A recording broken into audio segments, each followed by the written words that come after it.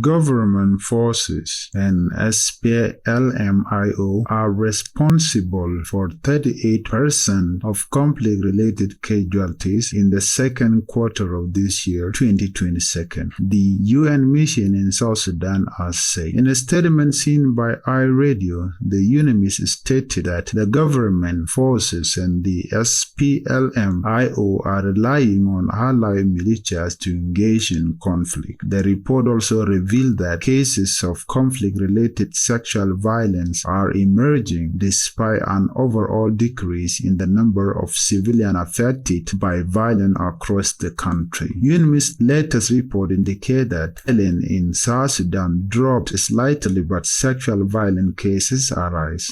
The latest human rights report released by UNMISS covered the second quarter of this year, 2022. However, it recorded 922 civilian casualties, which is a 15% decrease in victims compared with the same period in 2021.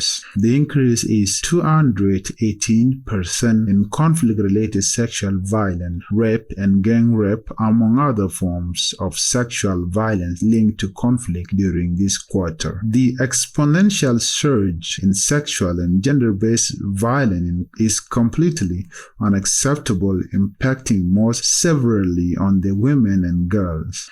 UNMISS say this violence that divide communities and hamper reconciliation need to end, say Special Representative of the Secretary General Nicholas Isom. UNMISS is supporting the authorities to ensure accountability and access to justice for survivors and victims through a range of special and mobile courts, such as the adjudication of rape trials through a general court martial process in Yei, Central Equatorial State. As with the case in the first quarter of 2022, intercommunal conflict continued to be the primary source of civilian harm, accounting for 60% of civilian casualties. One clear example is the case in Southern Unity State, where violence resulted in about a third of civilian casualties in the reporting period. UNMISS urged the government of South Sudan to swiftly investigate human rights violations and abuses and to hold perpetrators to account. With just a few months remaining in the transition, the mission called for the full implementation of revitalized peace agreement to enable the security sector to carry out the government's primary responsibility to protect civilians.